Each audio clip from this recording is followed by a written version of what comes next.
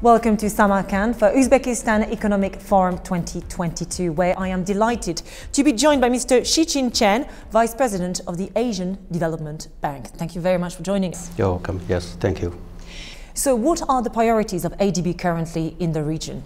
The region just facing a very challenging period in terms of lots of headwinds, COVID-19 pandemic, and then after that is external shocks. Then it makes the situation quite dire than ever before in terms of trade, tourism, remittance, and also supply chain disruptions. So all these kind of things compounded together.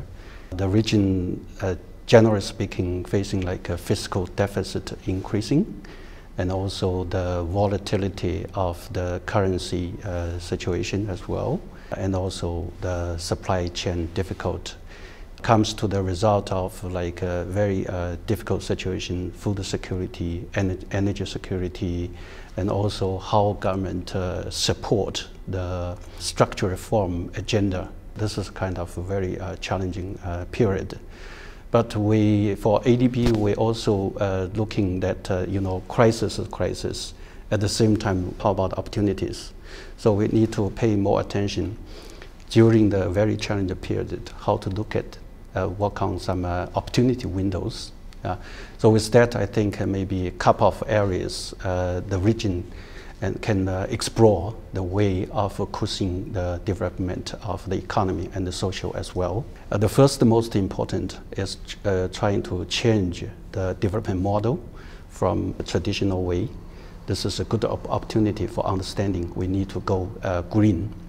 So shift to the green growth would be something huge kind of opportunity there. For instance, CCA region, they have lots of chance on the supply side, like the renewable energy, which will able to attract a lot of investment. Actually, the private sector is very interesting about that. The condition of investment is there.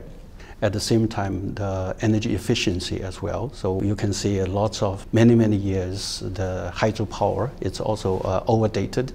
So rehabilitation will be definitely updated and increase the capacity of there with the same source of a water supply as well. On the demand side, we have the idea of the e-mobility, so e-buses, motorcycle, and also e-procurement.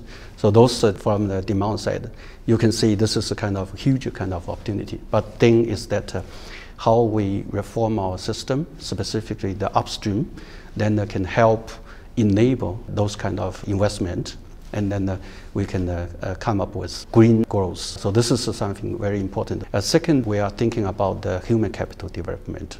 Yeah, we're still facing a shortage for the long-standing period of less investment in the human capital.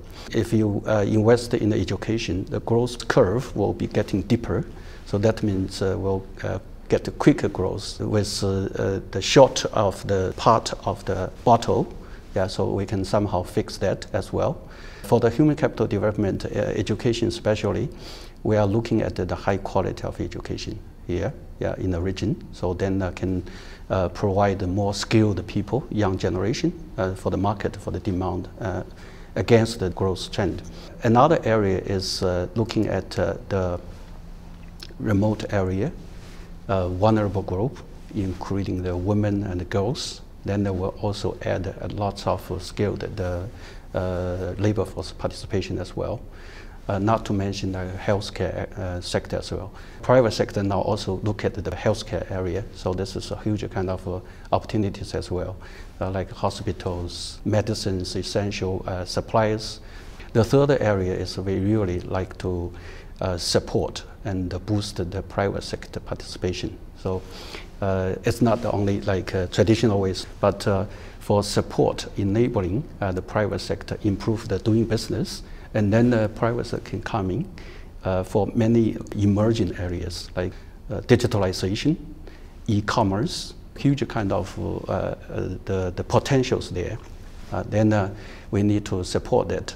ADB also very interesting about support the PPP, public-private partnership. So huge kind of demand there as well. So first the P is the public, second the P, they can work together, share the risk, and then they can go somewhere where supposed to be very difficult. Supposed to only can invested by the government, but now able to invite the private sector. So this is, I think, the areas, the region, CCA, we need to focus on, we need to work on, and IFI really keen about to support them, in terms of this. Uzbekistan is organizing its second economic forum. What progress, what change have you seen over the last year, over the past 12 months? Two dimensions. One is the challenges changing. Last year, COVID definitely, but we're also talking about that end of the tunnel, of the light, but suddenly, external shocks. And also nowadays the interest rate increasing. So the whole environment for investment maybe tightening. And also the government fiscal space is also somehow changing as well. So this is a kind of changing there. But Uzbekistan, I would like to see the very impressive thing is that the commitment of reform from the government is very, very strong. And they do have the vision of how they are going to towards for the future. So they have the National Development Strategy 2022 to 2026, which defined how they are going to move ahead. Many dimensions, the private sector reform and also SOE reform as well.